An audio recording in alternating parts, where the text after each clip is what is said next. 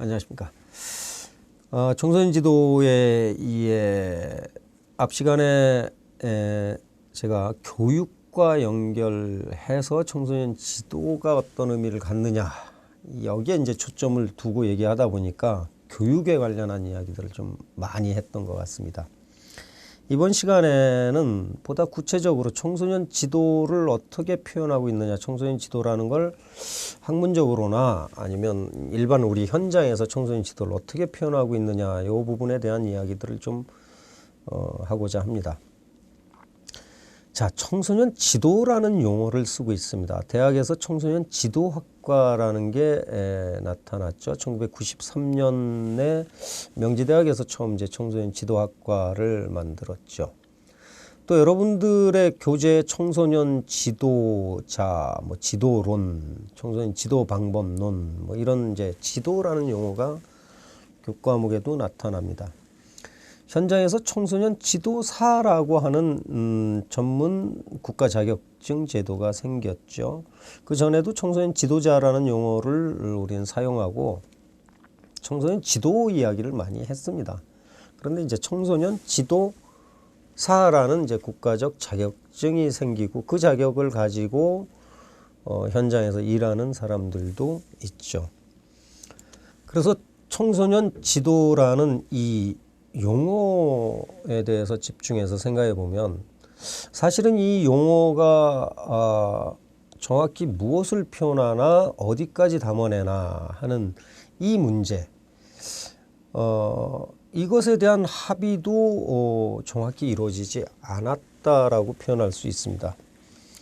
그러니까 예를 들어 저는 이렇게 생각하는 거죠. 청소년 지도라 하면 청소년 학교에서 교육뿐이 아니라 가정에서의 또 청소년을 상담하는 활동, 청소년 복지 지원을 하는 활동들, 이런 것들을 포괄해서 나는 청소년 지도라고 생각한다 라고 저는 그렇게 생각하는 겁니다. 그런데 다른 학자들 입장에서는 청소년 지도는 수련활동에 와 있는 그 학생들을 데리고 자연체험 시키고 하는 그런 활동을 지도하는 거, 그거가 지도고 청소년 교화, 청소년 상담 이런 건 다른 거야 라고 해서 분리적으로 생각하시는 분들도 있는 거죠.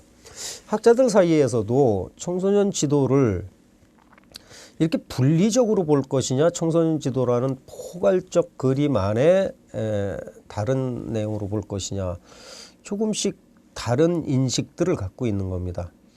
그래서 결국은 합의가 안 돼 있다라고 표현하죠. 어느 날 갑자기 다 모여서 이렇게 하자라고 합의할 수 있는 것이냐면 그런 건 아닌데, 학문적 합의라는 것은 이게 이제 절대적 담론으로 이렇게 가자라고 얘기해서 담론이 됐을 때 합의가 되는 거죠. 그런 의미에서 보면 이런 관련 용어와 청소년 지도는 완전히 합의된 거는 아니다라고 표현할 수 있습니다. 그러나 현장에서 쓰이기는 사실은 이런 다양한 조력적 활동, 청소년을 전문적으로 지원하고 조력하는 다양한 활동들을 통합적으로 담아내는 용어로서 청소년 지도 용어를 많이 사용하고 있다는 겁니다. 그래서 논쟁거리는 아직도 남아 있습니다만은 청소년 지도라는 용어를 이렇게 통합적으로 사용하는 거죠. 그래서 이 부분에 대해서 또 다른 용어로 청소년 육성이라는 용어를 쓰기도 해요. 사실은 청소년 육성이라는 용어를 사용하기도 하는데,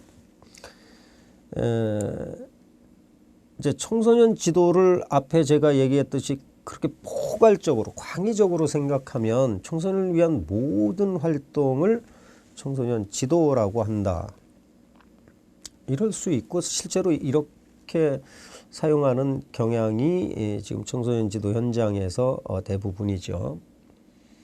근데 이런 청소년 지도를 위한 모든 활동을 법에서는 청소년 육성 활동이라고 표현하고 있습니다. 그래서 청소년 육성 활동